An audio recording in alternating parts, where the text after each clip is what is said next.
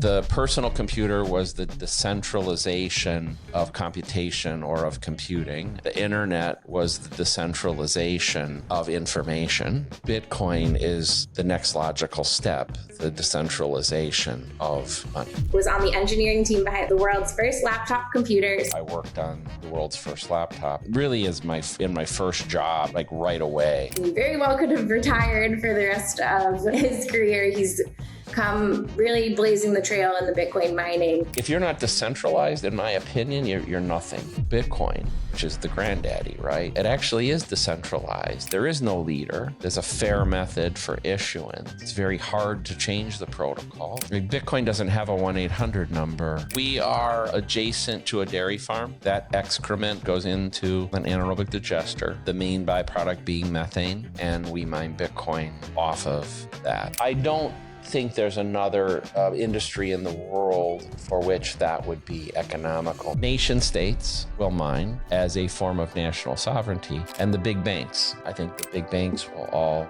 end up being miners. Welcome to Stacked, the show that helps you become your own best asset. Because in case you missed it, you're allowed to have a high vibe and a high net worth. Welcome back to Stacked, the show about helping you build wealth, claim sovereignty, and become your own best asset. My guest today has spent over 35 years at the intersection of technology and infrastructure. Bob Burnett was on the engineering team behind the world's first laptop computer, served as Gateway CTO, one of the most iconic Fortune 200 companies of its era, and then turned that same operator lens on Bitcoin mining. He's the founder and CEO of Barefoot Mining, a board member at Ocean, and one of the most clear-eyed voices in the space on what it takes to actually secure the Bitcoin network from the ground up. Bob, are you ready to get stacked? Sounds fabulous. Nice to see you, Emily. Thank you for having me. Nice to see you. Well, before we dive into your background, we just have to make a little joke about Stacked because, we have three content wheels, three pillars for the show. So it's entrepreneurship, wellness, and then digital assets, which really is just Bitcoin. But for everyone in our community and audience, they don't necessarily even know the difference between all the digital assets. So Stacked is a little bit of a play on words for us Bitcoiners, because when you're stacking your sats, you're actually stacking your Satoshi, which is like the coin denomination of Bitcoin. Yes, technically the unit of measure. The unit of measure. So everyone I have that comes on the show, they think, oh, we're stacking the deck, we're stacking our workout, but really, this is all about stacking your Satoshis. Yes. It's one of life's core building blocks, I think, for going forward. Yeah, and we'll definitely a pillar of each person's life should be to do that. Which is the new, building your personal portfolio of finances or stock. This is like your not new, it's been around for a while, but your ecosystem for money. All right, so before we dive in, you guys, before we go into deep into Bitcoin mining, I want everyone to understand who they're learning from, why it was so important for me to have Bob come on the show. We don't really do any virtual interviews, but we made an exception for Bob because he is such an amazing, incredible figure in the Bitcoin space. Big believer in education, comes from a very, legitimate background and made a complete career pivot into the Bitcoin mining space when he very well could have retired for the rest of his career. He's come, really blazing the trail in the Bitcoin space, particularly in Bitcoin mining. And, this is why his perspective is so important. And I wanted to make sure to have him come on the show in one of our earlier episodes. So walk us through the beginning. Where did you grow up? What were you drawn to early on? And how did you end up in tech? Well, I grew up in Wisconsin, a town called Kenosha, Wisconsin. It's right between Milwaukee and Chicago. And interestingly, for those watching, over my shoulder is a photo of the landing of the Artemis II from last week. And the reason that that's there is that as a young boy, I was born in 1964. And so probably the thing that made the biggest mark on my life as a young boy was the Apollo missions to space. And that drew me into math and the sciences. Was just, I would have been 5 years old when we landed on the moon the first time. And it's one of my earliest memories. And I remember in the early 70s, for the next couple of years, all of the launches to the moon, there were, several that followed that into the early 70s. They would like stop school. Like if it was a school day when that was happening, they would wheel the TV into the room, and we would watch it take off or watch it land. It was a big deal, and it made a huge, like I said, it made a huge impact on my life, and it drew me into math and the sciences. I then in the late 70s was kind of there at the birth. I was in high school at that point, the birth of very early personal computers. So prior to that point, computers certainly existed, but we called them mainframes back then. And one way to think about that was computing was centralized and permissioned. So much like money is, right? And so if you wanted to create a program to do something, you needed somebody else's permission to get access to the computer. And I was just in awe of the ability to have my own computer and control my own computing. And so I think right now people look at the personal computer almost as an afterthought, right? It's just kind of part of everyday life. But I think what has been lost is that it was the decentralization of computing, and it was bringing that the power that came with that to each individual person. Like that was a big deal. And it was we were talking about building blocks a little earlier. Well, it's kind of one of the, I think, key societal building blocks, enabling freedom, enabling personal expression. The ability to, I'm just, because we just had tax day yesterday, right? So like the ability to like do your own taxes on your computer. Like, yeah. That's just a really simple example of something that couldn't have happened 40 years ago. That just didn't exist. And society changed dramatically. Well, I was drawn to that. And so I ended up getting a degree in computer engineering, kind of a combination of computer science and electrical engineering, although originally focused a little more software-ish than hardware-ish, but ended up going to work. And you mentioned, I worked on the world's first laptop, really in my first job, right away. And I don't want to overstate my role in that, because I was very junior, very minor role, but I was there. And you were there. I was there. And I think much like those of us, especially people early in the Bitcoin world, like we knew something big was happening. Like we knew something big was happening, but we probably did not understand even ourselves the magnitude of it. So, a mobile computer is another step from the thing I said. Like the first step was the mainframe to the personal computer, but now you're tied to your desk. Well, now that laptop means you can go anywhere and have that computing power anywhere. And that was, again, the ultimate expression of freedom. And the personal computer, which maybe we can talk about later, I think provides a great model. The way it integrated itself into society and was adopted by society, I think gives us a lot of clues as to what process Bitcoin will go through on the same thing. And I think when a lot of people think about the most revolutionary components of technology, I think they gravitate toward the internet. Yeah. But, and I'm biased, obviously you talked about my background, but the internet was nothing without the personal computer. Like the personal computer had to penetrate first. It had to become, there had to be hundreds of millions of personal computers disseminated throughout the globe in order for the internet to work. Like without that, it's meaningless. One of the fundamental tenets of evaluating the power of a network is called Metcalfe's law. There's something called Metcalfe's law. And Metcalfe's law says the power of a network is equal to the square of the number of users in the network. So, in other words, a way of saying it would be like if I have a cell phone, which is another network, right? But I'm the only one with the cell phone.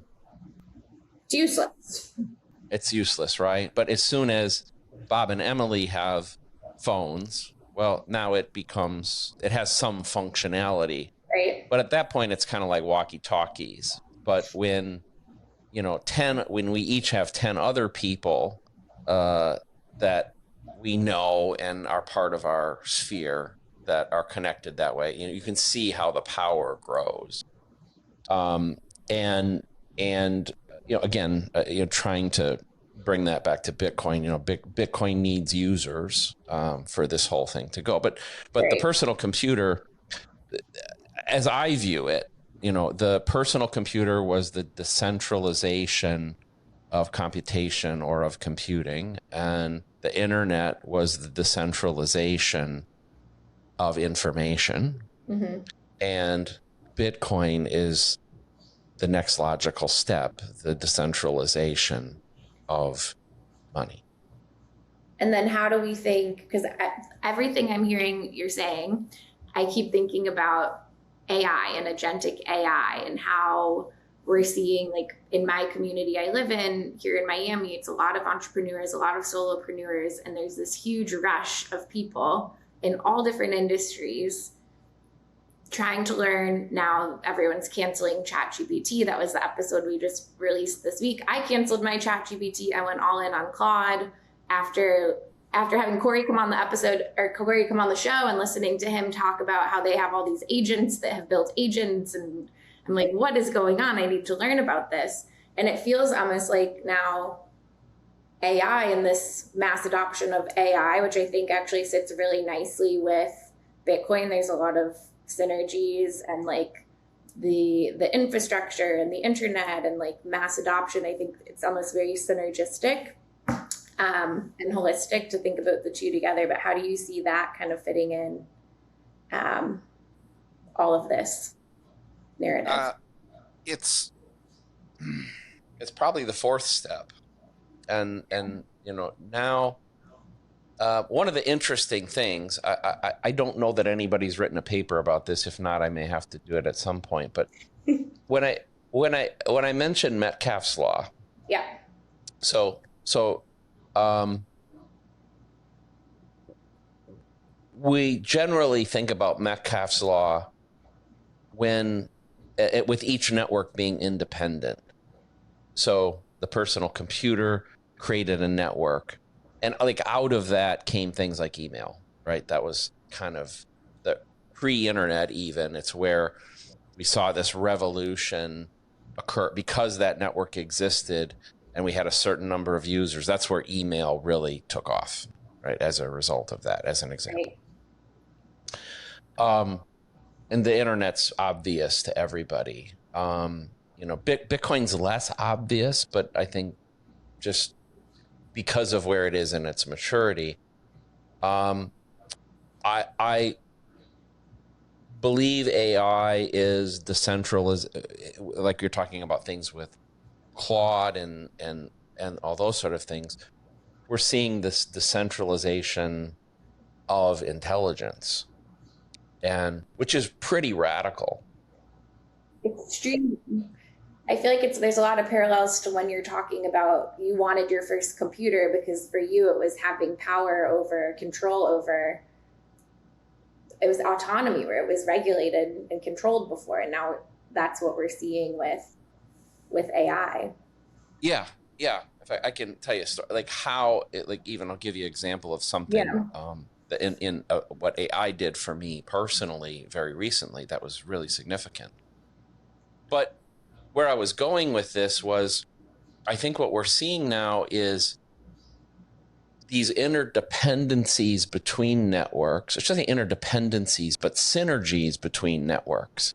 So I think there's almost like a Metcalfe's law of Metcalfe's law, where when these networks start to combine, when since we're talking about AI, I mean that is Bitcoin the preferred monetary network of AI? Obviously, there's a relationship between the internet and AI already. So if you look at Metcalfe's law, so the value of the network is equal to the square of the network. But now maybe you square the square. Right? And you square that square. So now the value of that network and probably the pace at which the adoption of the networks occurs takes on this extra, like it's an exponential function on top of an exponential function. And that's pretty wild, I think. And as a guy, I like to say, in the back nine of life, although AI may change that, I think I'm even starting to change, like, how many years do I have left? Well, maybe a lot more than I think, or people would have normally thought, because I think all these things are combining, and one of the great things is going to be health, and extending quality years of life. So it's going to be wild times ahead. I'm not even quite sure where we started on this, but I was going to tell you an AI story. So if you'll bear with me. Yeah, no, I would love to hear your AI story. So last summer I was golfing, and as I was driving in the golf cart, if you can imagine, I have my right hand is on the steering wheel. My left hand was holding, there's like a handhold up near the roof of the cart, kind of just chilling, right? I'm driving on the golf course. Out of nowhere, there was a malfunction in the golf cart and the brakes locked up. I was going like 18 miles an hour. And so my just locked straight up, basically equivalent to slamming into a tree. My body went forward, and of course I held on with my left hand just out of instinct. And I ended up tearing my rotator cuff on my left shoulder.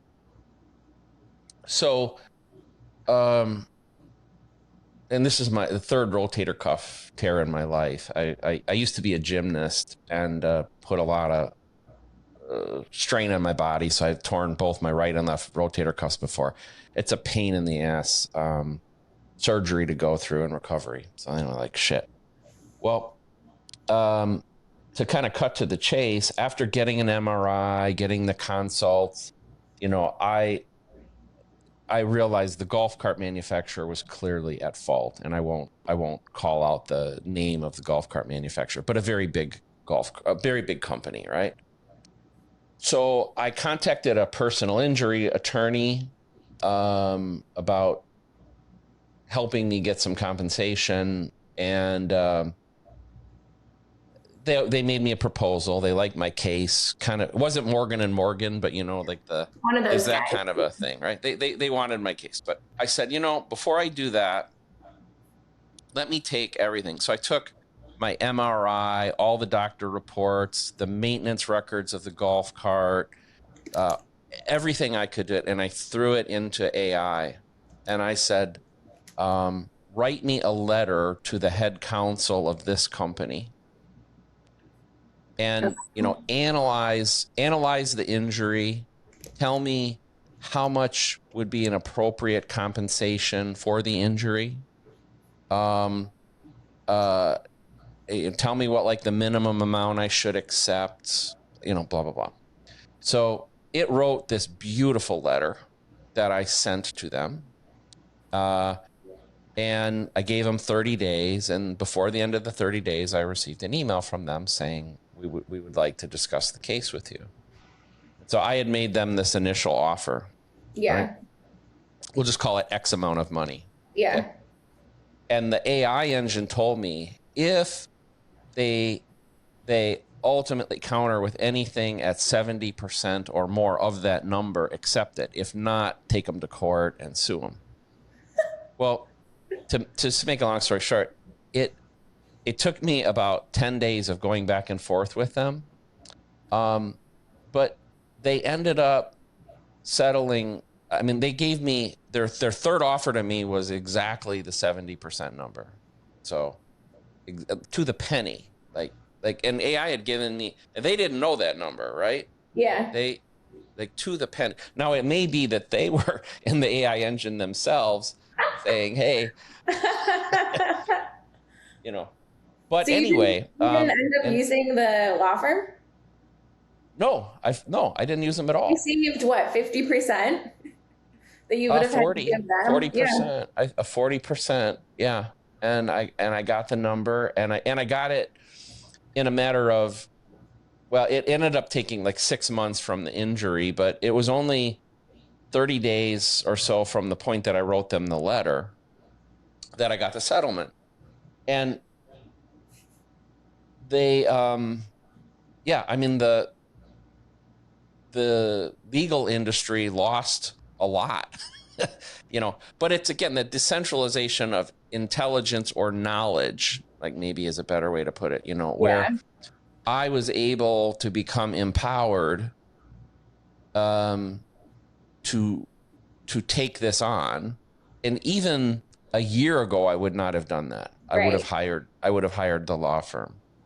But anyway, a real world case of AI actually solving something. Mm-hmm. And ultimately, like, increasing your autonomy, your sovereignty, which I think is like a nice segue back to like the parallel path that technology is running right now with the fundamentals and the core thesis around Bitcoin. Yes, I agree. So.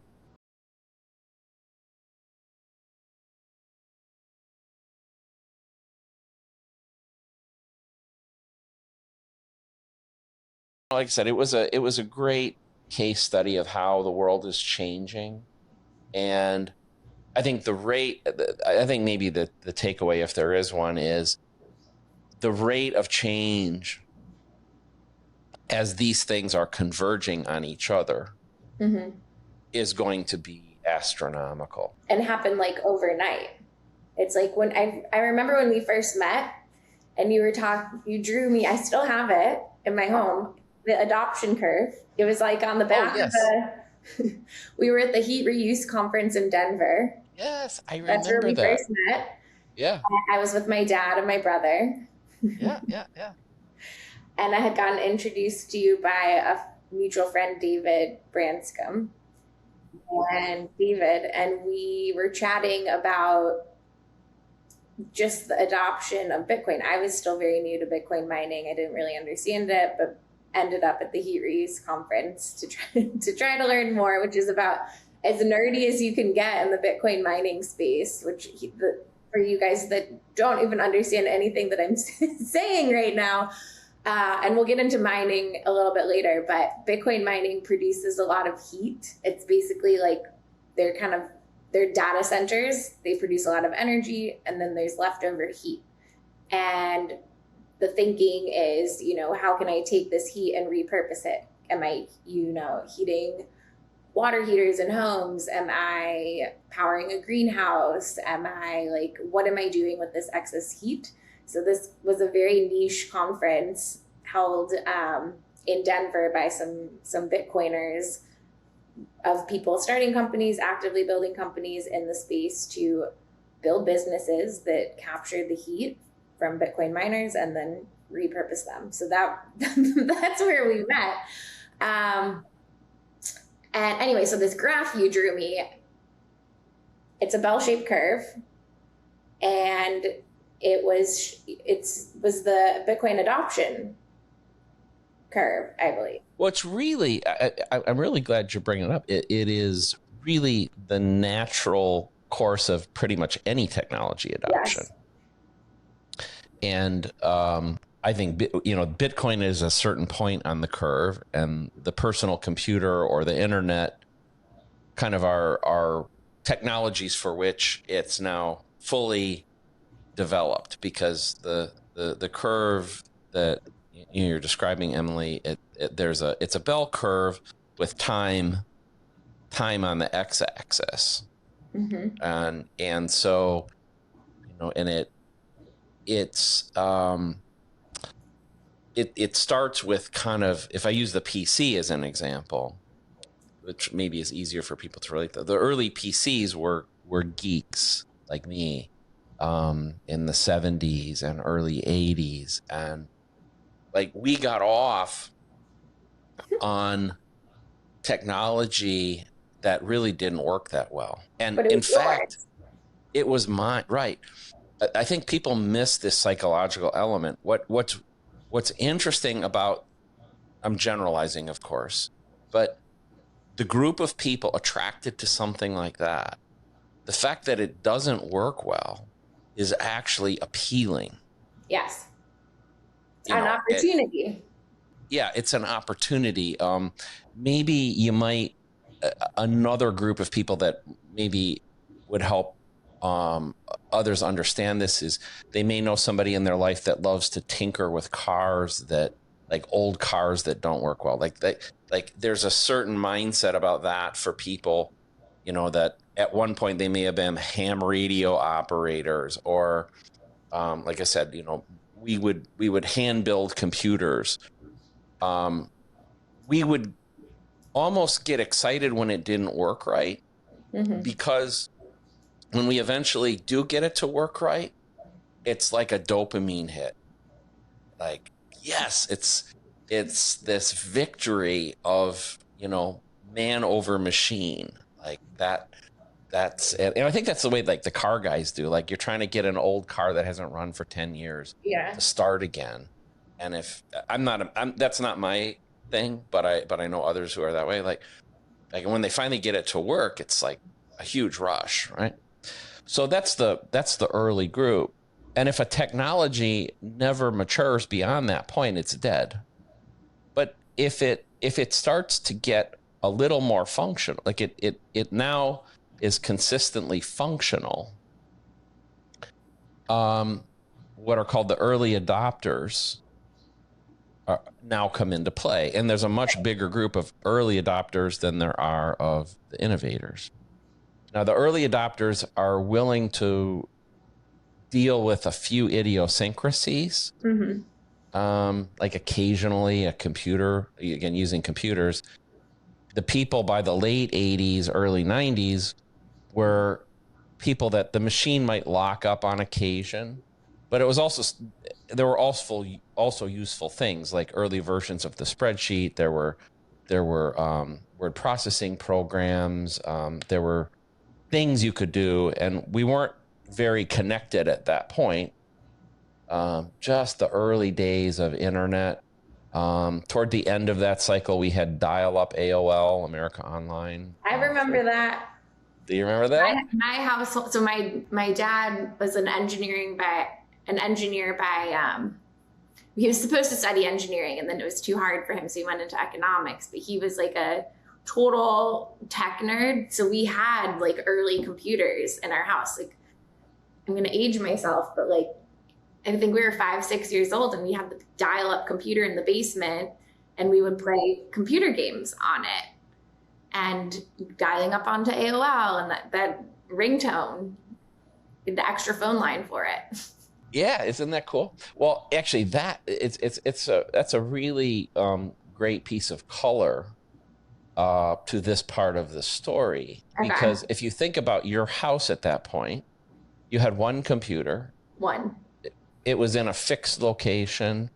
You had to share it, right? You might have fought with other members of your family. It's my turn, or like those sort of things. A lot of homes, you had a separate phone line. For a lot of homes, this will probably make people like wild. Like, we used to have to fight with it because, like, for me, for computer time, because we only had one phone line. So when I was on the computer, then no phone calls could come in or out of the house. So that was a real problem at times, when I wanted to be on the computer for extended periods. So it made me, like, late at night. I'm still a night owl even today. I stay up very late and get up a little later too. But I could start at 11 o'clock if I was working on some code or something like that, and I needed to connect to a mainframe to do something. I could do that at night. So, but those early adopters, like I said, it still has to do something useful. For you, it might have been games, it may have been email. There was some aspect of it that was worth it, and you were still dealing with it as a pain in the ass. You had to go down in the basement. You had a dial-up modem. My guess is the computer locked up every once in a while. You had to reboot, and you had, like, these sort of things. But that's okay. That's okay as an early adopter. Then the next phase is the early majority. And this is where you might think of something kind of starting to go mainstream. Mm-hmm. Like it's on the fringe of mainstream. And it happens when the early adopters are excited enough about what they're working on that they become the voice and the recruitment for the next group. Like, they have to tell their friends and family who maybe are a little more technology averse, a little more resistant. It means that the early adopters have to accept that they are the technical support for the early majority, because that's the reality, right? We all, or should I say we all, but if you're in that group, you find yourself answering a lot of questions and helping people either set up the technology or, whatever. And that was happening, like, in the early 90s in the personal computer. Windows was now out. Although it was a early, like, Windows 3.1 was kind of a important point. It was a lot easier to use than the DOS-based stuff that was previous, which was command line.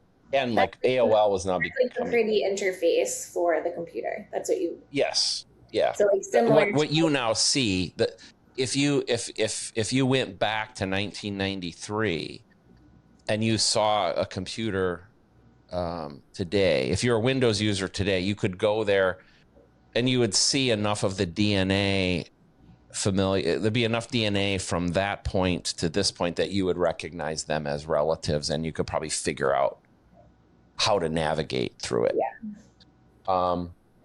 There was a huge junction point, though, which was Windows 95.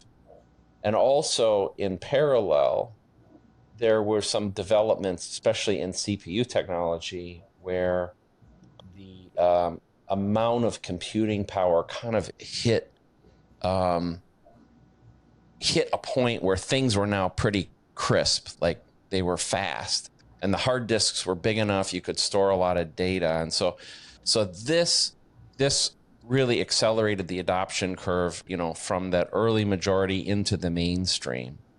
And now by the late 90s, let's say, instead of the computer in the basement, like your family, you may have had two or three. You maybe had your own computer somewhere in that period. Yeah, somewhere in that period. My dad definitely took his own computer. He didn't want to share. He was on it all the time. And then it would be me and my brothers fighting over who got to aim chat their friends or play Age of Empires. We were a big Age of Empires household.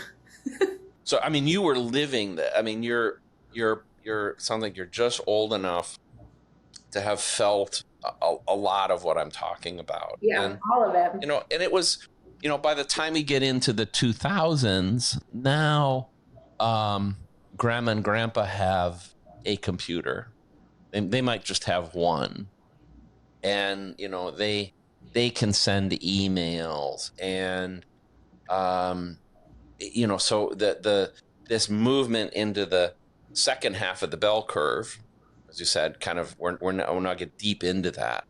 And there's always some group at the very end, the last holdouts.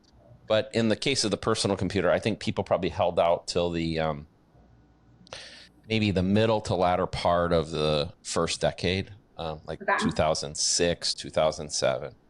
By that point, I think everybody was there. There were billions of people, and even. And obviously we're talking primarily about people in the West, but even on a global basis in second and third world countries. Like you may have in India or the Philippines or Sri Lanka or Angola or a place like that, you may not have had people that owned a PC, but and I did a lot of traveling in that period.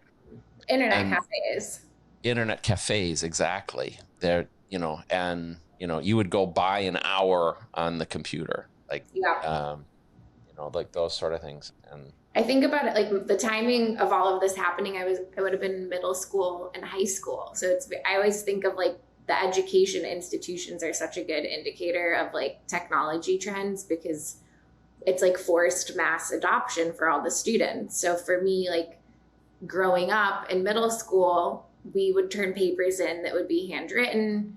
If you were typing a paper, you might have a computer at home, but if you didn't, you would have to go to the computer lab and write your paper.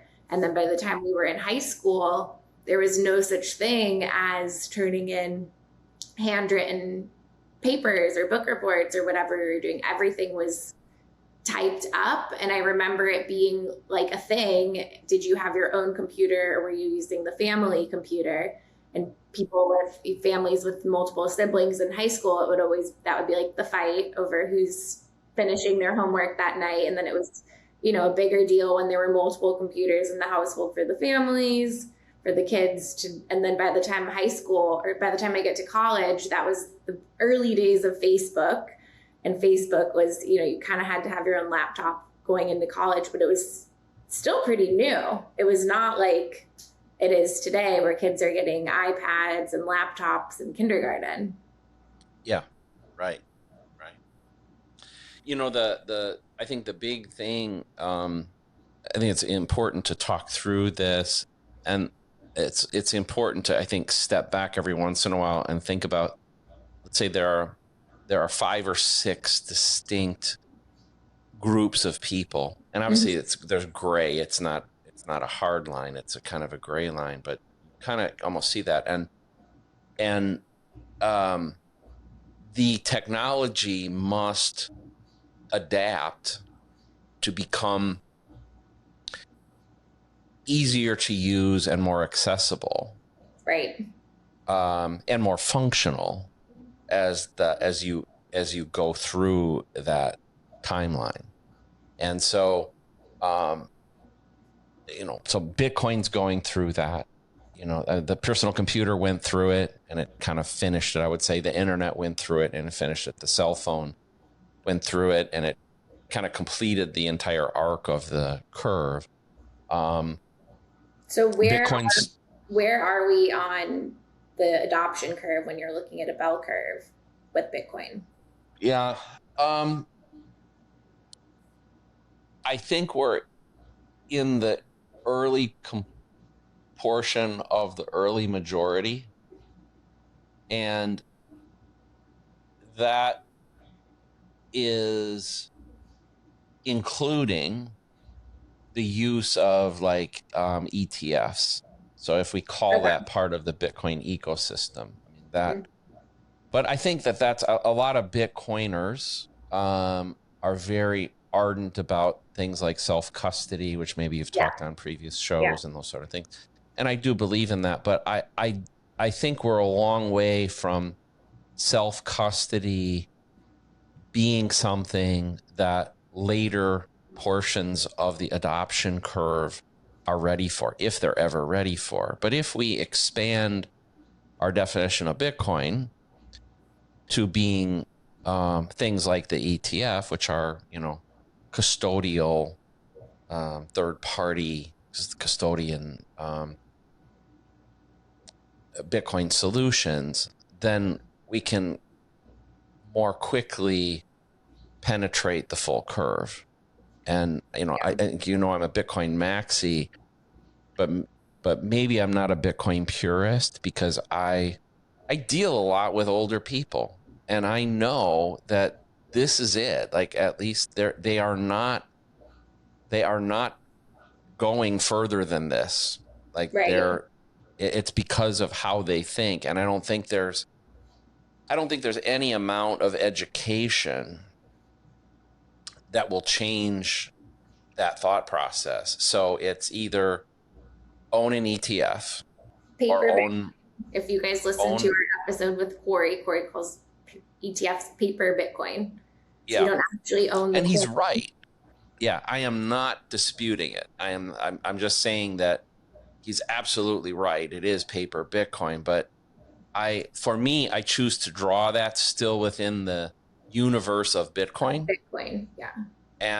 And the influence that Bitcoin can have on the world. And so I think that's the way those types of things we get into the second half. Now, 5 decades from now, maybe that's different as younger generations that are more technically literate, that grew up with this concept, we may ultimately get to a point where the majority of people do self-custody, and even at the laggard portion of the adoption curve, those people self-custody. But I think that's decades away. Yeah, I definitely agree with you. I mean, I think I always say, anytime we talk about Bitcoin on this show, it's like, I don't care if you own Bitcoin. I don't care if you own an ETF. I care if you are trying to learn and understand what is this medium that we're even talking about. I think education is the most important thing.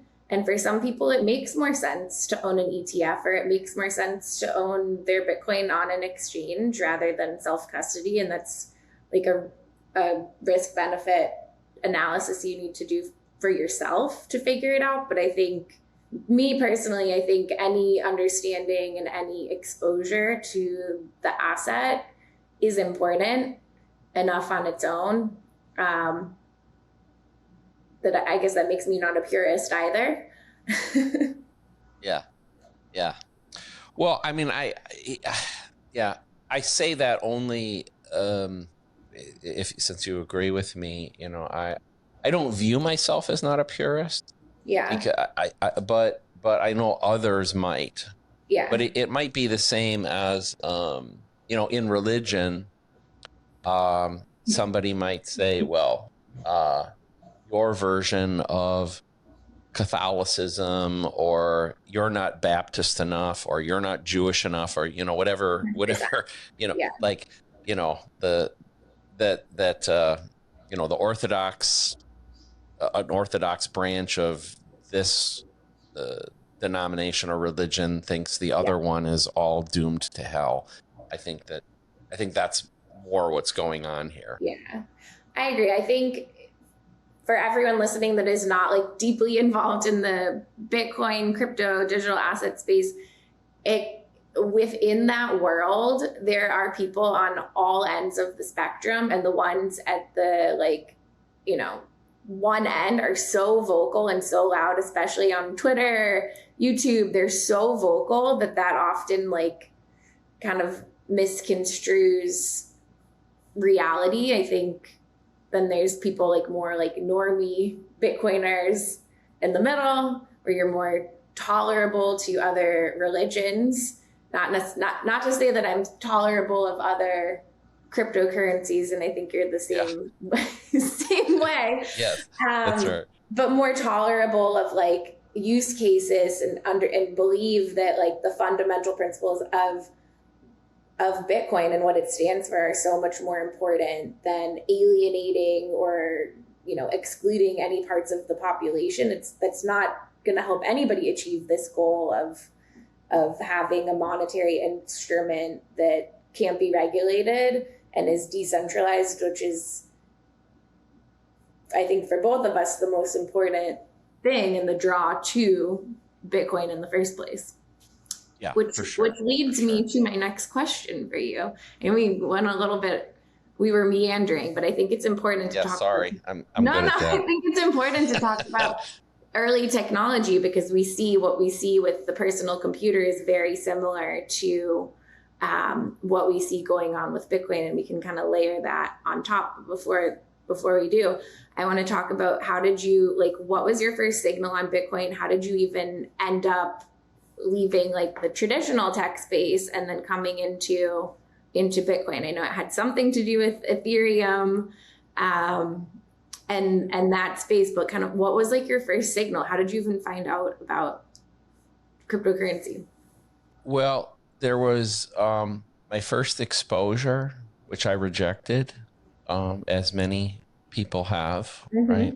Many people, and some people have multiple rejections. I would just say I had two. I just had one rejection, and then, but the first one I'll tell you was an employee. This would have been about 2011 or 2012. I was running a computer refurbishment company, and we had it was probably even 2010, honestly. So we had a computer refurbishment company. And we had thousands of computers in stock. And one day, one of our employees came in and he said, hey, I'm mining Bitcoin. And since we have all these computers in inventory, kind of just waiting to be sold, why don't we just turn them on while we're waiting to sell them and mine Bitcoin? And the guy who I won't say his name, but I always loved him dearly, but he also was very prone to conspiracy theories, and he had a lot of wild ideas and stuff, right? So because it could have been, the prior week could have been, did you know the world's actually flat? Like it would have been like that kind of. So, but I liked him, and so me and a guy named Keith, who formerly the head of desktop engineering at Gateway, we kind of looked at each other like, okay, well, we went and did a little research. And so at the time, Bitcoin's trading for like nothing, right? Next to nothing. And we just looked at the energy consumption and we go, well, we got to unpack these computers and we got to turn them on and we got to do this. And we rejected it. Now, the employee at his home ended up continuing to mine with his personal computer. And this is when you could still do it on a personal computer, right? This is unreal. And God bless him, ended up making enough money. He ended up selling it all. That's the bad part of the story. But he was able to get debt free, bought his house, got debt free, and it had a really positive impact on his life, and very happy for him and his family that that happened. Now, if he hadn't sold, he'd be buying islands instead of just his house. But I think that's the other thing is if any of us had really been involved in those early days, would we really have held it, or how much would we held? I don't know, because it would have been hard. So anyway, a few years go by, probably a half a dozen years go by, and then one day I got a phone call. It was at night. It was a Seattle phone number, unknown. I didn't want to answer it. In fact, I was sitting by my wife and I said, somebody's calling me from Seattle. And 2017 was kind of just early enough. Spam hadn't completely overtaken, like spam calls hadn't completely overtaken us. But I still wasn't going to answer it. And she said, answer the phone. She like almost demanded me, answer the phone. Oh, okay. So I answered the phone. And it was a guy who was a former Gateway guy. Hadn't spoken to him for a decade. And he said, Bob, I'm building an Ethereum mining farm, but I can't get the equipment. Number one, which required a bunch of NVIDIA, much like the AI guys. It needed a bunch of NVIDIA GPUs. I can't get them. Plus, nobody has designed, really professionally designed and manufactured equipment for that market. It's true. So I looked at it again with Keith, who was, my partner in a lot of this, and we just looked at it as computer people. And this guy wanted to buy 800 of these computers, and they were like $8,000 each. So there's a little alarm, he wants to buy, what would that, $6.4 million worth of equipment. So a little piece of history. 2017, right? 17. Yeah. 17. So back in the early 90s, when NVIDIA was a startup, Gateway was the very first company to design their product into a computer. And so Gateway was fundamental. And Keith and I were both there at the time and in the design teams. And so we called up NVIDIA, who we hadn't talked to in a long time, and said, hey, do you remember us? And they did, because the executive team from NVIDIA still today, like God bless those guys, they're still going at it 30 years later. The same guys, Jensen and all those guys, so and that's who you were. We knew them when they were nothing, so to say, right? You were working with them in 90s, 2000s, or early 90s, yeah, early 90s, yeah. When, like I said, we're their very first customer. So we said, hey, do you remember us? Like they did, and like, hey, we're trying to get into this business. Will you give us chips? And they said yes. So they were grateful for what we had done in their early days, and basically they give us the chips. So that's how we got in the market. And so we fulfilled that order. We started asking other people after fulfilling that order if they wanted some. Market was hot. Lots of people wanted them. But most of the people that wanted them, unlike the first customer, only wanted them if we would run them for them. So it forced us to become what we would call a hosting site now too. So we had to open up a data center and start to sell the servers. We had to have a place for them to go, and we began doing that. And then we started saying, well, these are actually making a lot of money for our customers. Let's start taking the profits and buying equipment for ourselves and mining for ourselves, which we did, and we were mining Ethereum. How much? All kind of with a fiat computer company mentality. Yeah. And so this is Ethereum at the time.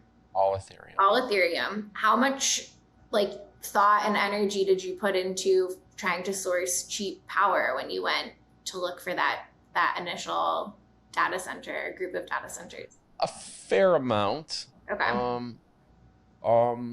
We ended up actually renting Gateway's original data center. So kind of interesting that we Where went. Was that? It's in South Dakota. Okay. And we still are in there today, by the way, still as we sit here today. What kind of power do they have? Just traditional electric? Just traditional on-grid power in a data center. Yeah. And but what's interesting, you and I were talking before we started recording, that what we perceive as cheap power has changed, though. We thought the power we were getting then was like mega cheap.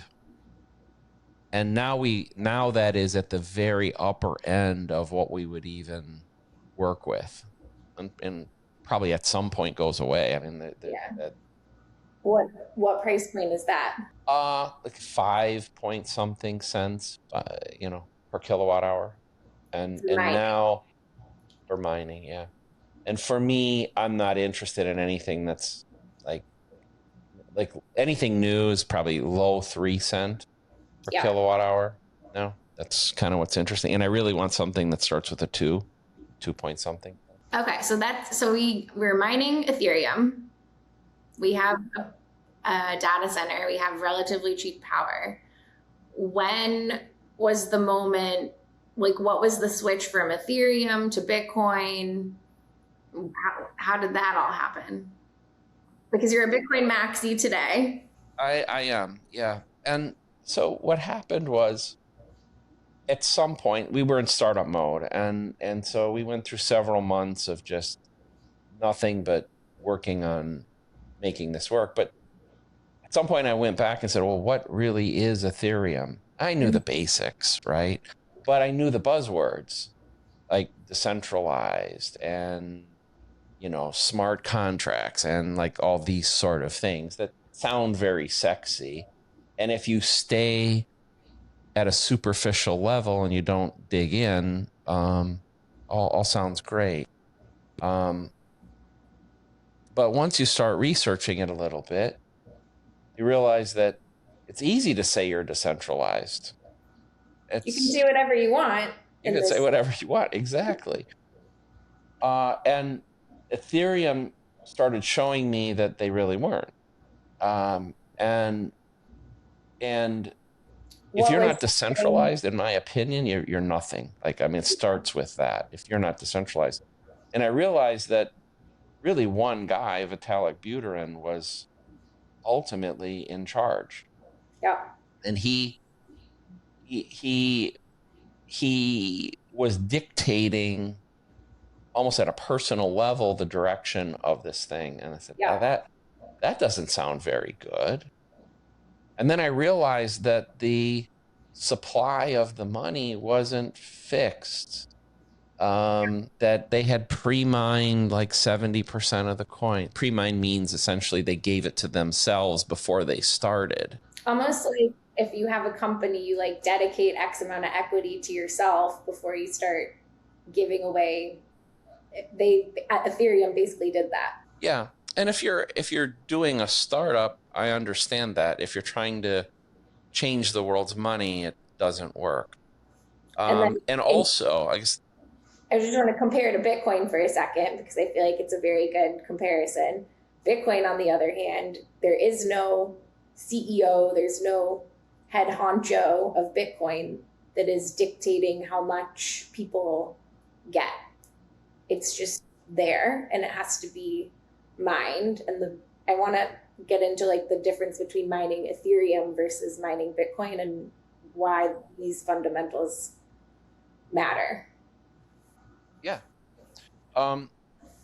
Well, so I looked at these things with Ethereum. I'll say the one other thing was tremendously complex. And so my background, formerly being the CTO of a Fortune 200 company, I look at technical risk and the way a project has to come together. And I'm like, oh, wow, he, specifically Buterin, being the head, is really trying to do something that has a low probability of actually working. There's just too much complexity in this thing. So then that forced me to then go look at Bitcoin more seriously. And said, well, Ethereum doesn't, I don't like Ethereum. And let me go look at Bitcoin, which is the granddaddy, right? And I started seeing, well, no, it actually is decentralized. As you said, there is no leader. There was no pre-mine. There's a fair method for issuance. The way the protocol changes, not really led by one person. In fact, it's very hard to change the protocol. Started going through these different aspects. and realized that, you know, it was the granddaddy of cryptocurrencies for a reason. And so, you know, it wasn't necessarily an epiphany, like I just woke up one Tuesday morning and said, I pivoted. You know, it's kind of like being in a you know, like in a relationship, and it's like I had a relationship with Ethereum, you know, and at first it seemed like on the first few dates things were going great, and then kind of like after a little while you go, you know, I don't know if I really like this person. I don't know if this is like the long-term fit for me. Like you just kind of drift into that till you realize one day, no, I don't think that's who I want for my girlfriend. Like, you know, like, you know, and I wasn't married yet, right? So like you and maybe that was a horrible analogy, but I'm just trying to say it wasn't it wasn't the right fit. It wasn't the right fit for the rest of your life. It was like maybe like 70-80%, but like not all the way. Yeah.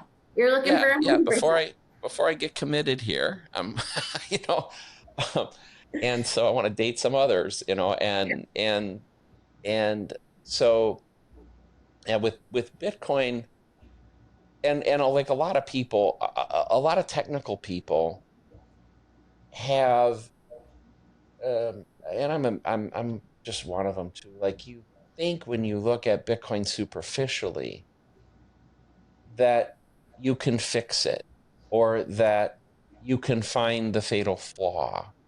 And, you know, I'm one of an innumerable group of people that have gone through that exercise. And, you know, a lot of people with a lot of credentials that have gone through it and said, you know, that it'll fail when the government bans it, and or that there's some way to shut it down, or there's some way that the 21 million supply cap really isn't 21 million.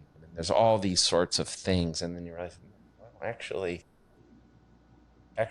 it's all true. And there's just we're doing this on April 16th. I'm not sure when people 2026. I'm sure people will see it.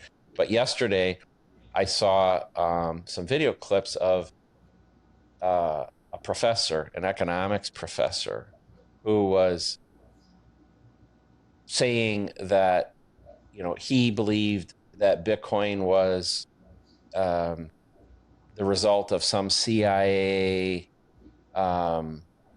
project, and then he said, and by the way, where are the servers? He said, where are the Bitcoin servers? Like, he was trying to make, this was like his kill point, like his epiphany that Bitcoin was a fraud and the whole thing wasn't right, is because nobody knows where the servers are.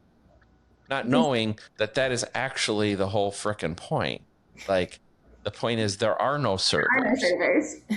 They're everywhere. Like, he doesn't even know. Like, it's such a mind fuck for him that something is decentralized, because everything in the world from his perspective is centralized. He can't even imagine a world that's decentralized, that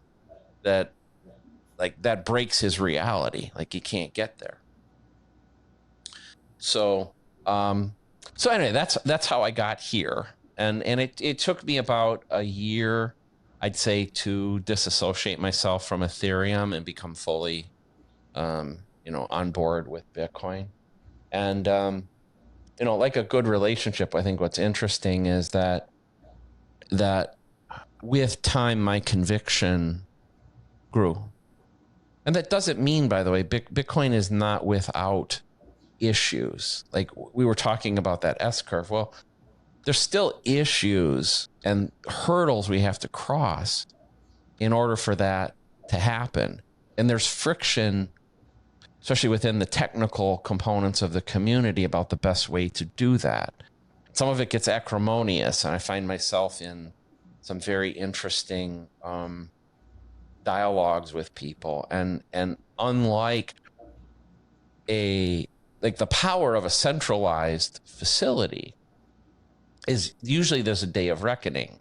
So if there's a king, if there is a head, like I used to be the head of a very large technical organization. So at the end of the day, if all these different factions were arguing about whatever, it didn't matter, right? I could say, hey, the buck stops here. We're doing this, right? And put an end to the debate. Well, Bitcoin doesn't have that. The debate never ends. And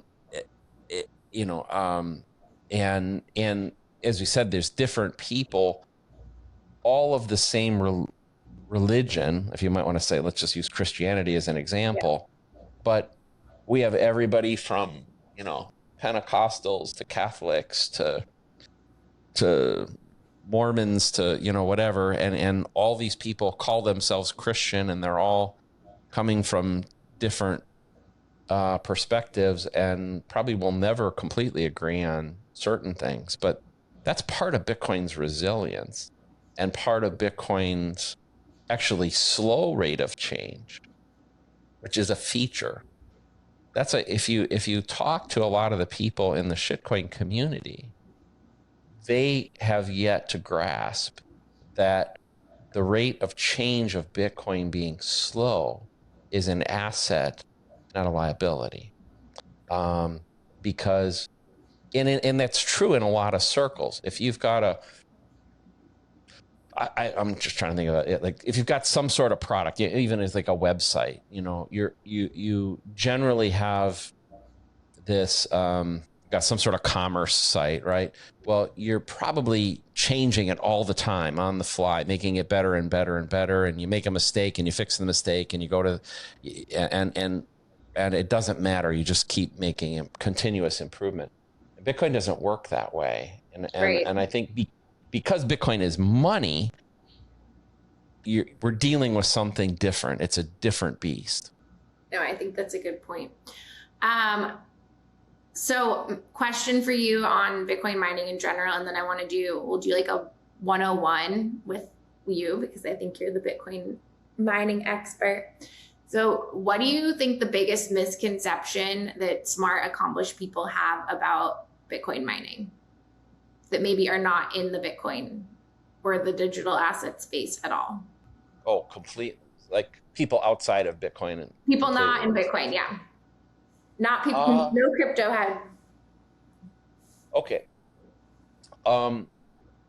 Interesting, because very different answer from inside the community, from outside the community. No, outside the community. Outside the community, I think we still face a lot of FUD about how much energy is consumed, that it's bad for grids, it's bad for communities.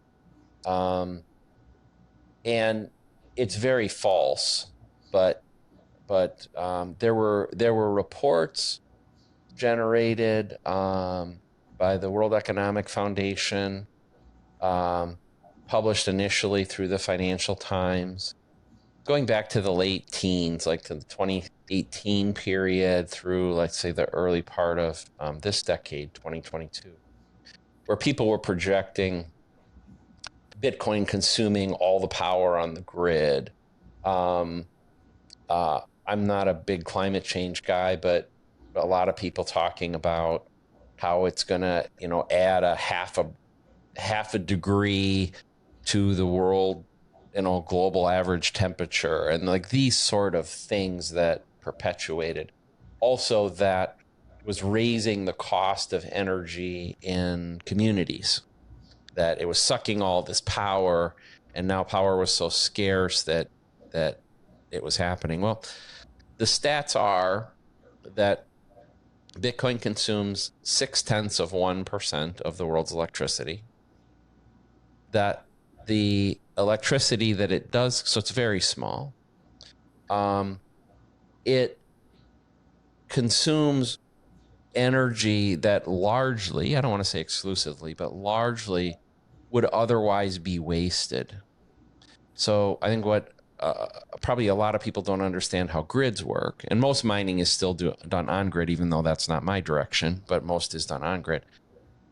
That when a power plant produces electricity, that electricity must go somewhere.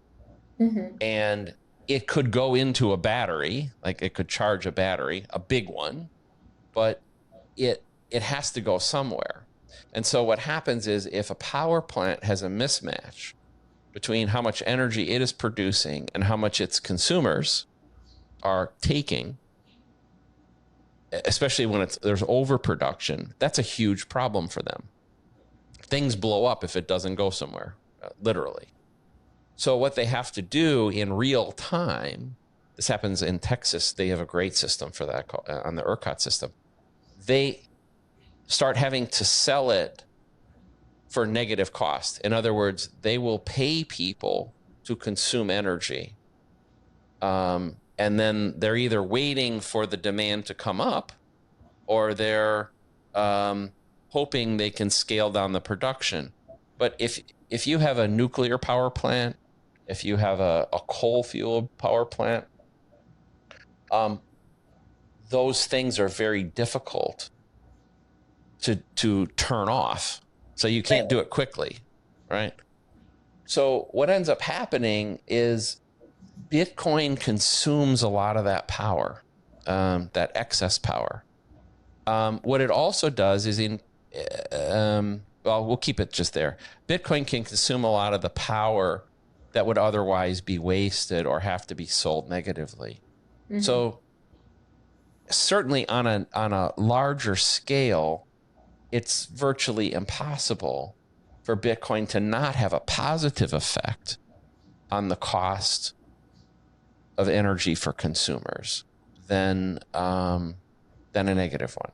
So like I said, those two big things of consuming too much power and of driving costs are the big things that external, outside the community people.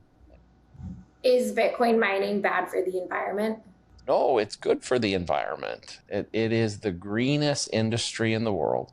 Like no other industry consumes more renewables. And by the way, I will be very specific, like very few components of the community do it because they're concerned about the environment. Like, I don't want to mislead people. If you're into that, God bless you. But we do it because that's where the economics are best. So renewable energy, solar and wind especially, and to a certain degree hydro, they create problems because there's something called the duck curve. If anybody's interested, just Google that, the duck curve in power. But what it basically says is that the periods of time in which renewables do produce the most energy typically is at a mismatch to when people want the energy, the thing we were talking about before. So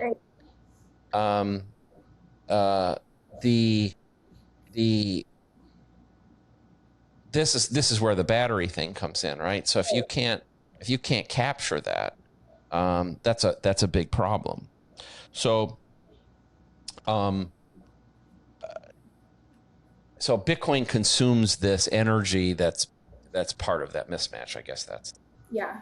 No, thank you for answering that. I get this question all the time whenever I post on, usually I'm talking on Instagram, where I get this feedback because it's, when I've shared visiting mining sites or going to mining conferences, I get a ton of DMs from people that don't understand really digital assets or cryptocurrency at all. But I'll get like hate messages about destroying the environment, not being green. Why are you doing this?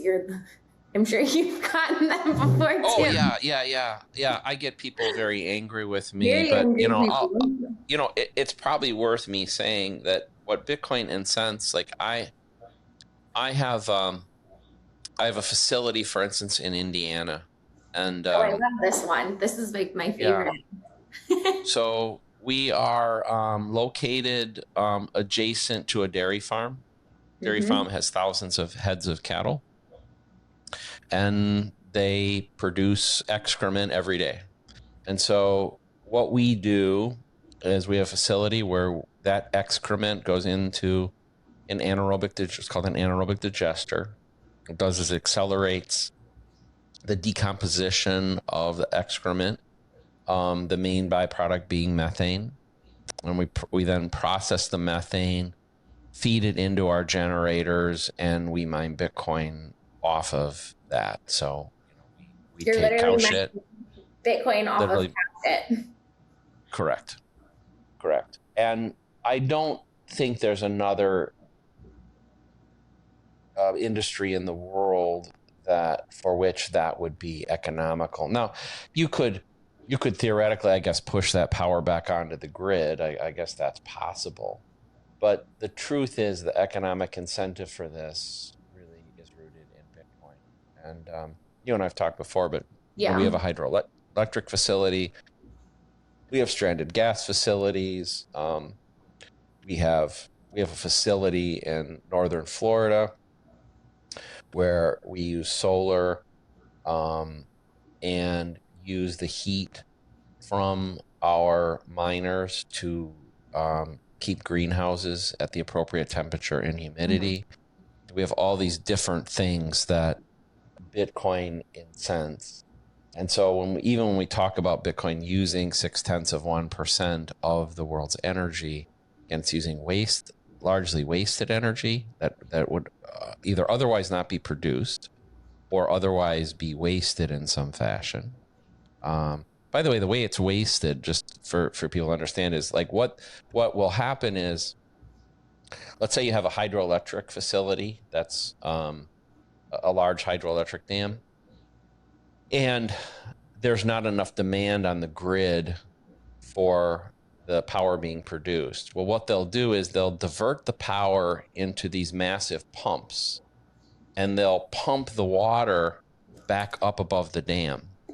So it's just kind of really doing nothing, right? It's just pushing the water back up, Right. Hopefully until a time at which somebody actually does want to use the energy. But that's what's really happening. And grid dynamics are fascinating and complex. But Bitcoin is a friend to them, not an enemy. Yeah. Okay. If we had to explain Bitcoin mining to a friend at dinner, think like a woman, one of my Brickle babes at dinner, in 60 seconds, how would you explain it? 60 seconds. I'll give you up to 2 minutes. If anyone can do it, Bob, you can do it.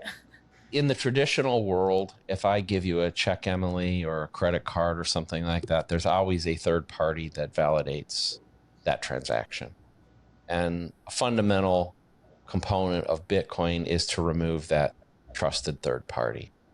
But we still need a method by which that transaction is validated. And so mining is the process by which that happens. So in simple terms, if I was buying a car from you and we happened to agree on 1 Bitcoin as the price, I would, from my wallet, send you. I have an address. I would ask for your address. I would send it to you. You would instantly see that transaction show up in your wallet. Mm-hmm. But it would be at that point what's called unconfirmed. It might be like when you deposit a check in your checking account and you see it's like pending. It's not an available balance, but you know that it has been initiated. So what happens with that transaction is at the same point in time, there are thousands or tens of thousands or even hundreds of thousands of other transactions that need to be confirmed. And they go into what we'll call the mempool. It stands for memory pool. It's the repository of pending transactions. At that point, each miner in the world, and there are thousands of them, has the right to pick up to, let's say, 4,000 of those transactions of the 100,000 and try to process them. Now, we're competing with each other to what's called win the block. And so I pick my 4,000, and because it was my transaction to you, I pick my own. So it's in this block, right? So I'm fighting against these thousands of other miners to win the block. Now, what's happening is I am hashing. So hashing is a method by which you take any group of data and run it through a mathematical algorithm, and it produces a fixed length output. In our case, 256 bits. We in Bitcoin, and every hash of every piece of data is unique, meaning if I give you a sentence like the cow jumped over the moon and I hash it, it will produce a number, and anybody else doing that same thing will get the exact same number. However, if I add a period to that end of that sentence, a radically different and unpredictable number will be output. That's what we're doing with the hashing. A lot of people say it's guessing numbers and all that. That's not really what's happening. So I pick my transactions, all these other people pick theirs. We have to produce a number that's very, very small. So the hash has to produce a very, very small number, and that determines the winner.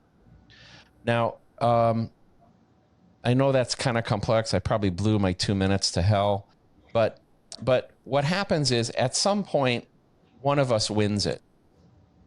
And so what we do is we notify the other miners, and actually everybody in the network, like, I won it.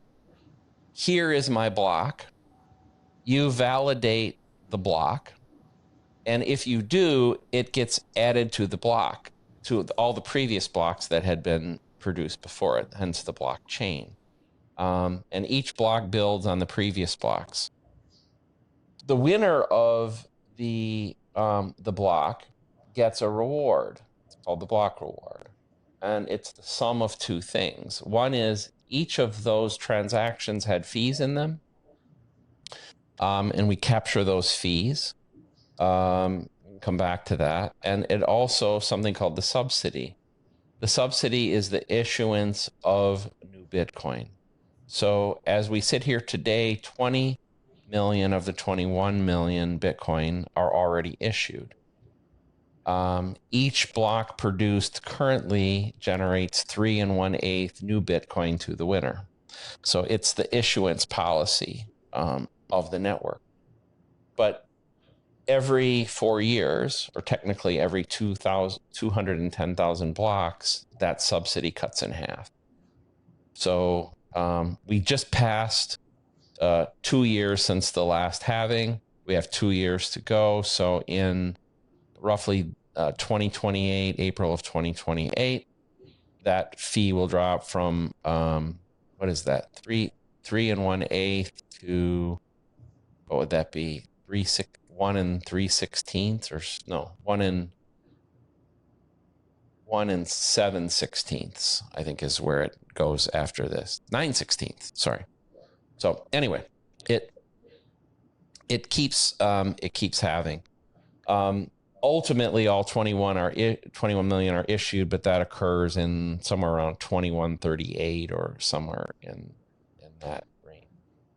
So I feel like I failed miserably explaining this succinctly, and that's part of, I think, why it's so hard, is that there really isn't a succinct way of describing mining, but it is essential.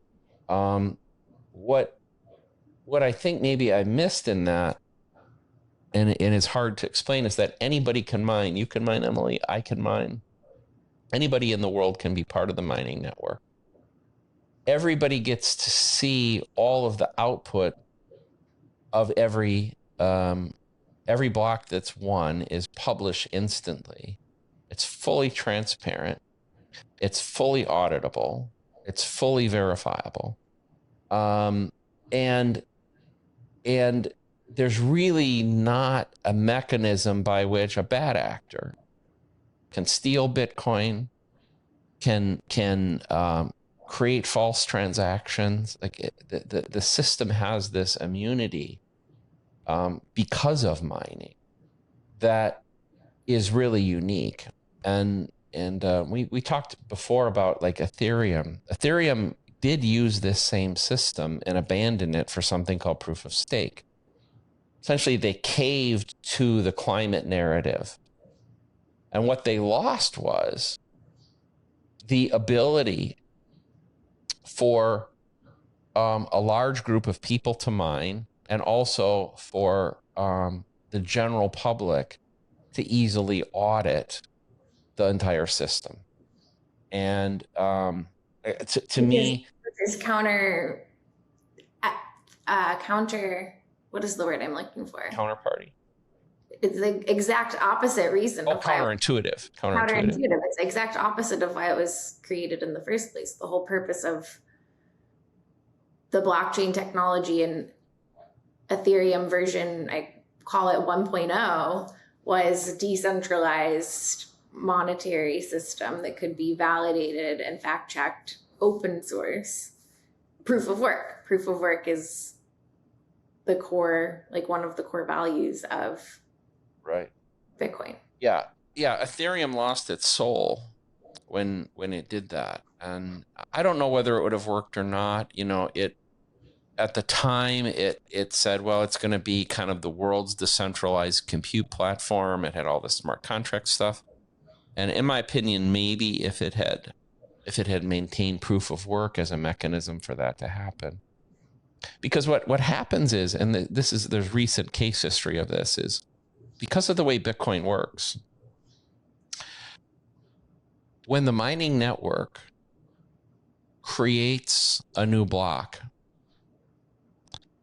every time a new block gets built on it, the previous blocks solidify more and more and more. And what Ethereum has shown is that they still produce blocks. By the way, they produce them much more quickly. They sometimes produce them in seconds, one on top of another on top of another. But they aren't solidified. That if something happens, there essentially are a small group of people who can say, oops, and reverse the chain and go back and replace it because some smart contract went awry and somebody got rugged or something happened. Well, they play judge and jury. It's what happens when you have a ruler. It's the type of world that a lot of people are accustomed to, therefore they don't have big problems with it. But like one of the things I like to say is, Bitcoin doesn't have a 1-800 number. Like when something happens, if Emily, if I said I was going to buy your car, right, for a Bitcoin, so I send you that Bitcoin. If I accidentally sent you 10 instead of 1, I don't have any recourse through the Bitcoin system to try to recover that.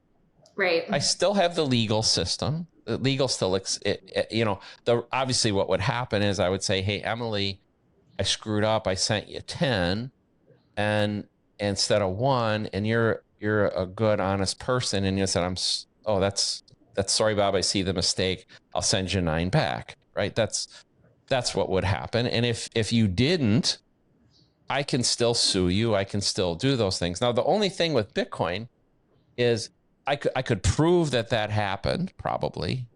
I could prove that money was sent. I might or might not be able to prove that it was you that I sent the money to. That gets a little wonky.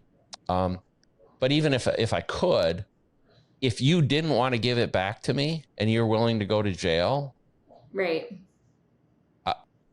then that's just the way it is. There's no way for the system to reverse it.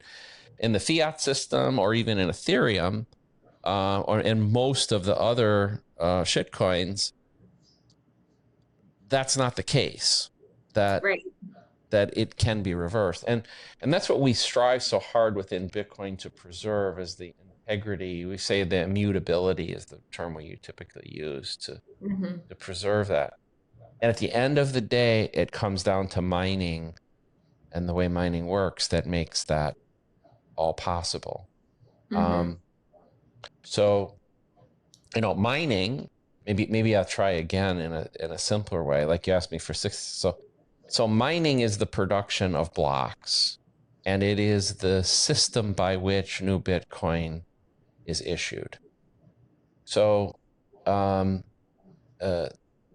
I run a mining company. The product of my work is I produce blocks. The orchard down the street produces oranges. I produce blocks. The orchard gets paid in dollars. I get paid in Bitcoin.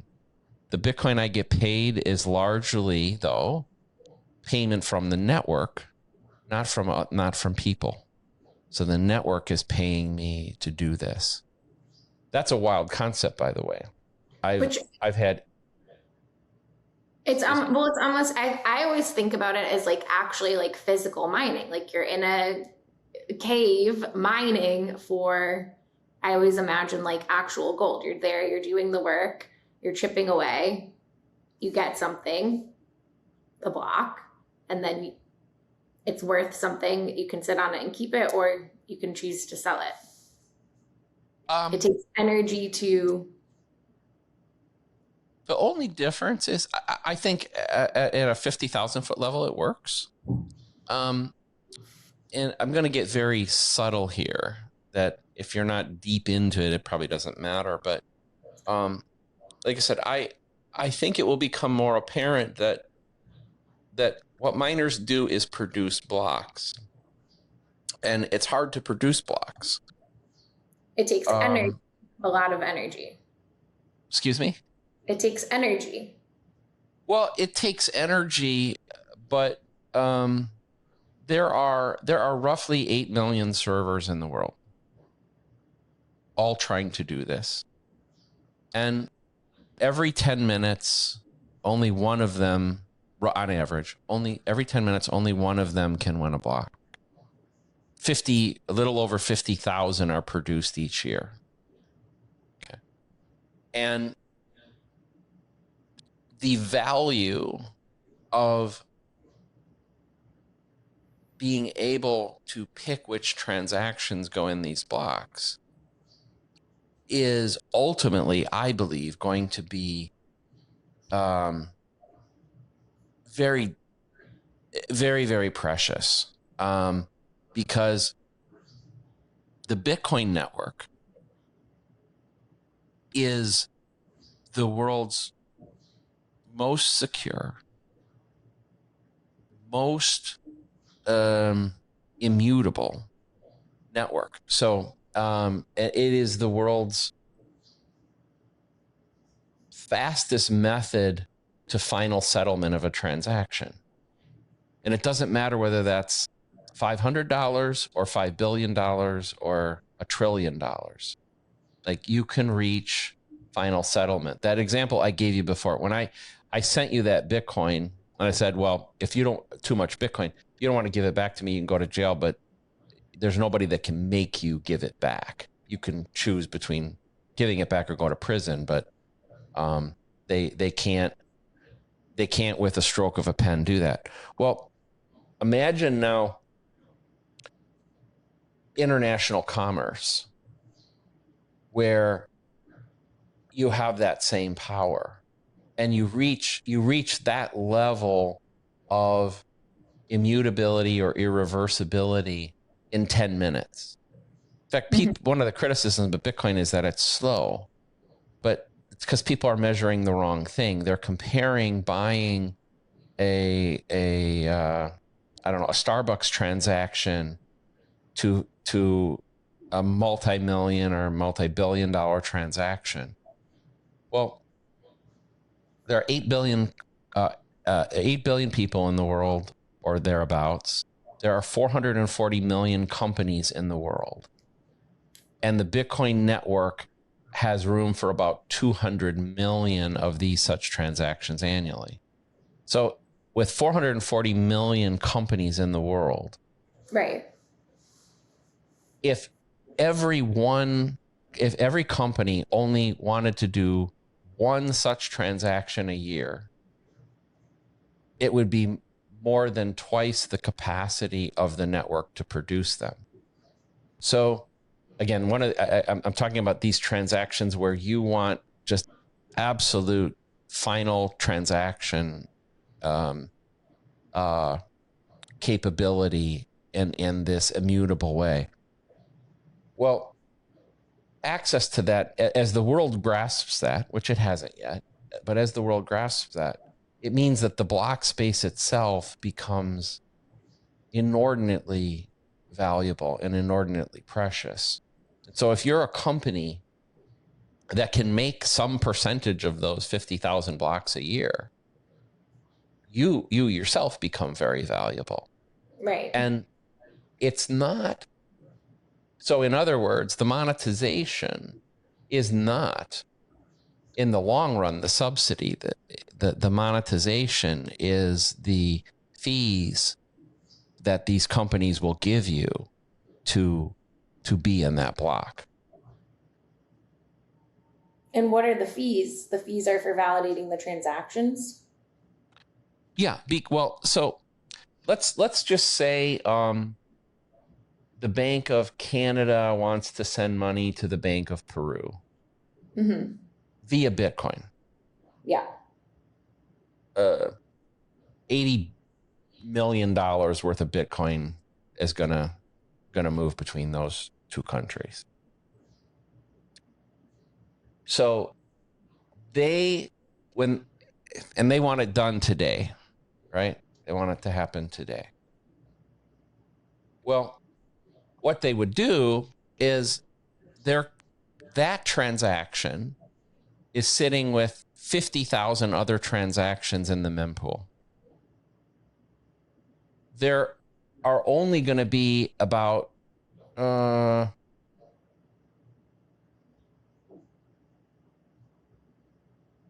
there in each block we can only have 4,000. Right. So when they offer that and they want it done pronto, what they're going to do is offer a tip or a fee to the miners to pick them. So they want Bob Burnett and his operation to pick it, and they want as many other miners to pick it as possible. They don't know which one's going to win the block. So they're offering a high fee, which might be $6,000. Let's just say they're offering $6,000 on this $80 million transaction, which is nothing. It's nothing on a relative basis, but they want it now. And so when you start seeing that on a much larger basis, for instance, to give you the scale of this, are you familiar with Fedwire? You know what Fedwire is? No. Fedwire is the system by which banks in the U.S. Kind of send money between each other. So when Wells Fargo is sending money to JP Morgan and et cetera, like it's cleared through Fedwire. Okay. So there are 200 million of those transactions every year. Okay. The exact same number as the capacity of the Bitcoin network. So, and that's just the U.S. If you know what the Bank of International Settlements, the Bank of International Settlements, for those who don't know, also called the BIS, highly recommend you look it up. It's a really weird, powerful organization that nobody knows about. It is the bank of central banks. So even when the Bank of Canada wants to send money to Peru, they need a bank, a third party, to clear it using the fiat system. Who is that bank? Well, there is a bank called the Bank of International Settlements. It is built by the central banks of the world. The people that run it have diplomatic immunity that is really suspicious, and a lot of nefarious activities, I believe, occur kind of behind this curtain of the Bank of International Settlements. But what Bitcoin prevents is that now Canada doing business with Peru doesn't need the Bank of International Settlements. It can clear close to instantaneously. If it gets included in a block, it can be 10 minutes or 20 minutes. They can get to this transaction finality. Because, by the way, if you're two countries that maybe aren't super friendly, but you still want to do a commerce together, like, you have to have this mechanism in place where you can be confident that the right things have happened. So I'm getting long-winded, but what I'm trying to express is that mining ultimately is about control of block space. And my prediction, by the way, is that ultimately it will be plebs who mine. It will be companies about the size of mine doing the type of thing we do, which we're a small to medium size commercial miner. Nation states will mine because they will want to control their own blocks as a form of national sovereignty. And the big banks, I think the big banks will all end up being miners, and that the large miners of today, the public companies, will fade away. Most of them are heading toward AI anyway. Yeah. What is the difference between on-grid versus off-grid mining, and why should somebody who isn't a miner care? Okay. So on-grid means essentially you're plugging into the wall, right? That you're using the electrical infrastructure wherever you live in the country. You've got a power provider, and that person or that entity delivers that electricity to you and you consume it. Off-grid means you are producing the power yourself and consuming it on site. Much like I gave the example of the anaerobic digestion, where that would be an example. Why should somebody care about the difference? Oh, why should they care? Yeah. Oh, because first of all, if you're a miner, you care, because if you're on grid, you are using permissioned power. I sometimes call it captive power, meaning you're captive, that you're beholden to first the capabilities of that organization to continue to deliver you the power. You're exposed to taxes, surcharges, political changes, all these sorts of things that could impair your ability to produce, either to get access to the power or the price that you pay for the power. When you go off grid and you become your own power producer, you become sovereign. You now have the ability to, it's your operational capability that decides whether or not, or dictates whether or not you're getting the power. You control the cost of production. I guess I can't say never, but short of like a National Guard showing up with guns, nobody can stop you from producing it. And it's very difficult to tax you for it. So that is the path of my company going to go forward basis. It has been for the last few years to pursue off-grid. And by the way, what we found is we can be cheaper. We're much cheaper. And if you think about it, it makes sense, right? If I consume the power 100 feet from where the power is produced, I don't have other companies involved. I don't have transmission lines and transformers and all these other things that are part of the grid. So it only makes sense that it should be cheaper. And it's cheaper on like a long-term basis because the off-grid site often requires substantially more CapEx investment to get something set up. So that for somebody thinking about mining or thinking I'm just going to go off-grid mine tomorrow, it is substantially more expensive to set up, but then there's ways to mitigate that investment. That's correct. That's correct. It's not for the faint of heart. If somebody is inclined that way, start smaller and learn your lessons on a small scale, because you'll screw something up. We did. We're still learning, but in the end, it is the best path by far. And I think in the long run, I think it's going to be difficult to mine at scale on grid. I think it's just going to be hard because the grid is not growing as fast as the demand on the grid is growing, and competing with AI and data centers, especially right now for this. Right. And especially in the US. If you're in another country, it gets really difficult on grid. Like Europe is essentially a dark spot in mining. It's just completely on grid. With the exception, you mentioned it, I think a little bit, of some of the heat reuse cases. So like in the Scandinavian countries, they have a concept like called central heating or district heating.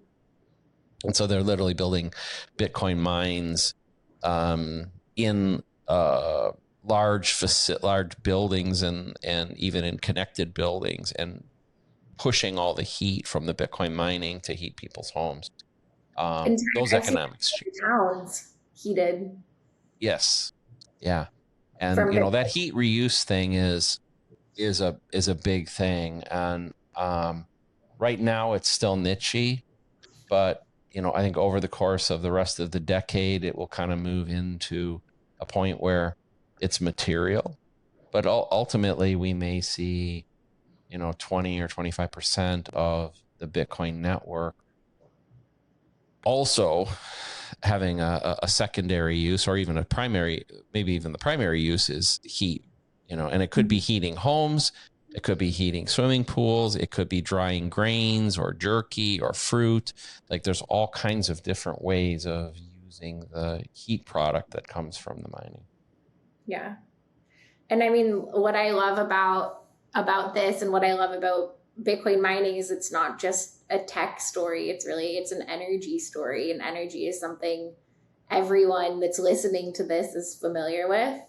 Everyone has a utility bill. You have a relationship with that utility bill. And now understanding Bitcoin mining, why it's important, how it works, it's an important layer in understanding why should I care about Bitcoin? And for me, my personal journey, I went deep into Bitcoin mining for a year. I probably had over 100 sites come across my desk. I looked at, I went and personally saw at least 20 or 30 of them. And it forced me to learn everything I possibly could about Bitcoin from a very different avenue that most people don't ever get exposure to, even in the industry, on the financial side, on the product side. But it's so important to understand these fundamentals, I think, to really get it. I agree. I think nothing gives you as comprehensive understanding of Bitcoin as mining. And you can do it at a small scale yourself and still learn a lot. But it is an area that I think even people that have been involved with Bitcoin for a long time have ignored, or they have a very superficial Yeah. understanding of it and haven't dug deep. But I'm continuously shocked. Now I meet so many people in the Bitcoin space and digital asset space. I am shocked by how few people actually understand Bitcoin mining or have spent any time at all. And they like people running major companies, billion-dollar companies in the crypto and the Bitcoin space. They don't even understand mining at all. yeah, I have the same experience, and I won't call anybody out specifically, but yeah, You can tell me shocking. after we stop recording. Because now I'm curious. Yeah. Okay, I know we're like running along, so I will move us to we'll just have to have you come on again because we didn't get to talk about wild horse mining, all the different, like we could even talk more specifically about that and what you're doing, but we'll move forward to, we always do a lightning round, so kind of like a this or that. Quick zingers, and then we will wrap this up because we're almost at 2 hours, but this is such good information. I'm so happy you were able to come on and share this. Okay. Yeah, my pleasure. Okay. On grid or off grid for Bitcoin mining machines, air cooled, hydro, or immersion?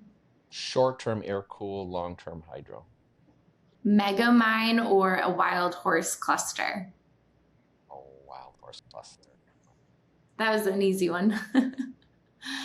ASIC efficiency, so like machine efficiency, or the cheapest power? Power. I knew you were going to say that. Self-custody or qualified custody? Self-custody. Sell to cover operational expenses or hodl? I think as a practical level, you sell to cover. But this is a lightning round, so I'll just leave it there. That's a little rabbit hole. Okay. That's the former running a Fortune 200 company answer. Not the Bitcoin maxi answer. Okay. Yeah. Fixed power purchase agreement or merchant power? Emergent power. Pooled mining or solo mining? Pooled mining only if you can create the template. Can't create the template. What does that mean? Okay, this is a rabbit. Is it all right to? Okay. So the purpose of a pool should be to mitigate volatility.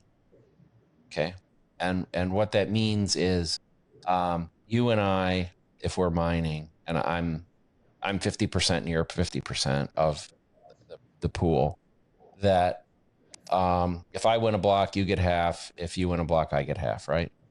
So that's the purpose. But the template is the decision about what transactions go in the block. It is the right to signal for protocol changes, and also create the Coinbase transaction, which is the payment from the network. So for me, it's mandatory that I have the ability to do those three things. All the pools in the world today, and you mentioned I'm on the board at all the pools in the world today, except for Ocean, do not allow the participant to do any of those things. So if you direct your hash rate to Foundry, you don't pick transactions, you don't have a say in protocol, you get paid for your hash rate by Foundry, you don't get paid from the Bitcoin network. So if the pool, Ocean, or a future one allows you to maintain your sovereignty and be a template creator, then wonderful. That is the spirit of Bitcoin. If you don't do that, you're not even a miner. You're just renting your hash rate to a pool. Which, okay, fun fact for you guys. The reason Bob and I met, this is so funny. So I was setting up a little at-home miner in my mining journey. It was, I forget the name of the machine, but it was like a little box like this big. And I connected to the computer. I do all the things. I connect to the network, and then it was time to choose a pool. And I get super overwhelmed. I'm like, how do I know what pool to pick? This is a whole other language. So I consult my AI at the time, which was ChatGPT, and it gives me a bunch of options. And I go through and I vet them, and I come across Ocean. And I'm like, Ocean is created by a couple different guys, one of them being Jack Dorsey, who we all know from Twitter and Square. And I start looking into it more, and everything Bob just described, that it's, there's all of these other levers that Ocean has accounted for in the pool space, which many of the other companies do not. And I was at the Heat Reuse conference in Denver, and that mutual friend of ours, David Branscombe, was wearing an Ocean hat, the Ocean pool hat. Yeah. It's like the super nerd of me. He was wearing an Ocean pool hat, and I got so excited, and I could go running up to him, and I said, "Hi, my name is Emily. I love your hat. Are you with Ocean?" And this poor guy, he was like, I'm not, but you're so excited. I feel really bad. I'm not connected with Ocean, but there is somebody here who is, and I would love to introduce you to him. So I was a fangirl of Ocean. Yeah, that's awesome. Before we even met. I don't know if we told you that story, or I don't think I knew that part of the story, so that's good to know. And I'm an investor, and I'm on the board. I like to be transparent, so I'm obviously I'm a cheerleader as well, but I try my best to be objective. But Ocean, it's a deeper topic for another time. The power of template creation, the importance of it to decentralization, is crucial. And so if you're out there with some hash rate deciding what to do, please look at it. I'm a big fan of Ocean. Okay, last question. Bitcoin only or the crypto basket? Oh, Bitcoin only. We just had to get the soundbite for the episode. Yeah. Okay. You got it. We all knew the answer there. All right. Well, you guys, this was our Bitcoin mining starter pack. This is exactly the kind of conversation Stacked exists for, because understanding Bitcoin infrastructure is not just for guys in hoodies. It's for the women who want to know more about where money actually comes from, how the infrastructure works, and what it means to hold an asset, a hard asset in a world that keeps printing soft ones. You can find Bob at Barefoot Mining and through the Bitcoin Boomers. Hopefully this episode makes you think differently about what it means to build real wealth. And we hope to see you next time. Thanks for tuning in. I'm your host, Emily Dempsey. This is Stacked, the show that helps you become your own best asset. Please like, subscribe, and rate the show on whatever platform you're listening on. And we will see you next week. That's a wrap on this episode of Stacked. If this one added value, share it with someone who's ready to level up their financial life. Subscribe so you never miss an episode. And if you're feeling generous, leave a rating and review. It helps us keep the show going and reach more people who are serious about becoming their own best asset. You can subscribe to our newsletter at www.stackedassets.co for weekly intel on Bitcoin markets, business, and living well. Follow along on socials at Stacked Assets or my personal at Emily Dempsey for more on Bitcoin business and building the life you actually want. I'll see you next week. Stay stacked.